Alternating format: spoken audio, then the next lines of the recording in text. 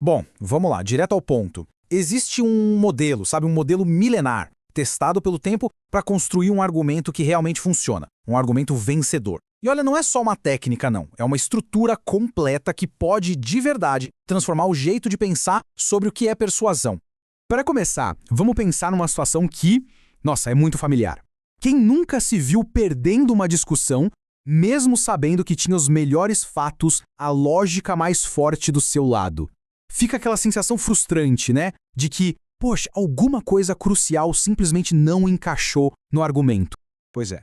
E por incrível que pareça, os gregos antigos, que eram os mestres da retórica, não só entendiam esse problema perfeitamente, como eles criaram um sistema para resolver isso.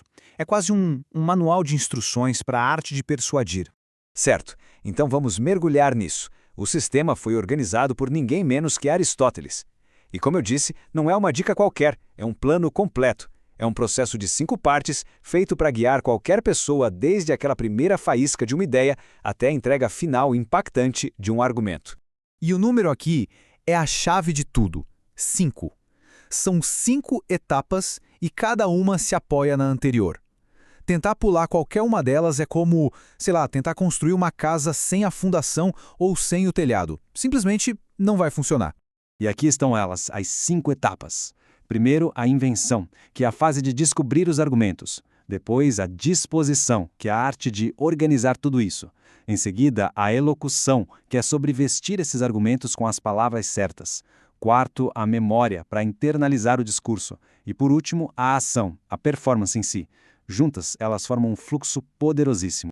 Para isso não ficar só na teoria, vamos ver esse sistema funcionando na prática. Vamos imaginar uma advogada se preparando para um caso super importante no tribunal. Ela vai usar exatamente este modelo, um passo de cada vez. O primeiro passo é a invenção, ou euresis em grego. Pensa nisso como um brainstorming total, sem filtro. É a fase de explorar e descobrir todos os argumentos possíveis sobre o assunto. O mais importante aqui é não julgar nada no início, é só coletar o material bruto. Então, a primeira pergunta que a nossa advogada faz é exatamente essa. Quais são todas as ferramentas, todos os argumentos que eu posso usar para vencer este caso?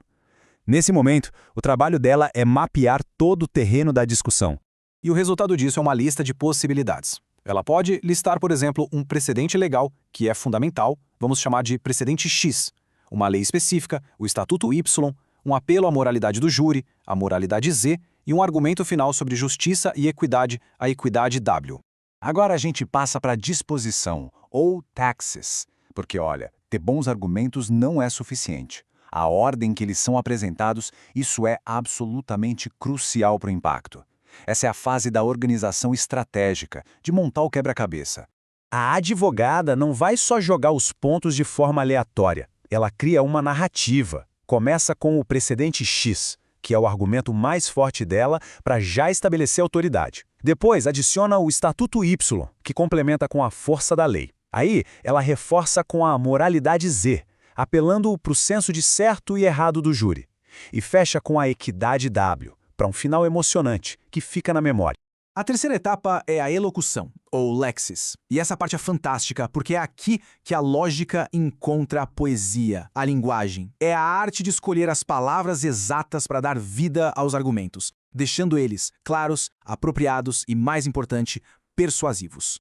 Então, em vez de falar o precedente X se aplica aqui, que é super seco, a advogada formula com muito mais força. O precedente estabelecido no caso X não apenas sugere, ele claramente exige. Dá para sentir a diferença? A escolha das palavras transforma um fato numa ordem, numa exigência. Chegamos na quarta etapa, memória, ou NEM. E eu sei, pode parecer meio antiquado na era dos slides e das anotações, mas isso é fundamental. Memorizar o discurso permite uma entrega muito mais fluida, confiante e, o mais importante, libera a pessoa para manter o contato visual, para se conectar de verdade com a audiência. E o ponto crucial é este aqui.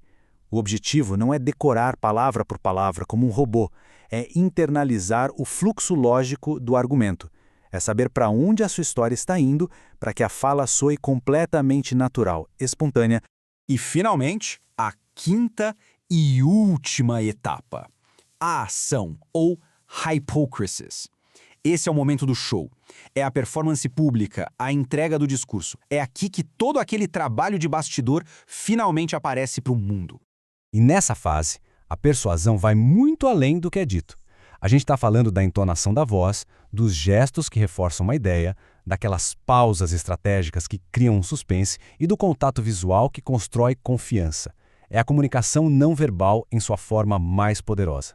Ok, agora que a gente viu o sistema completo, vamos àquela questão principal. Por que tantos argumentos que são logicamente perfeitos acabam falhando?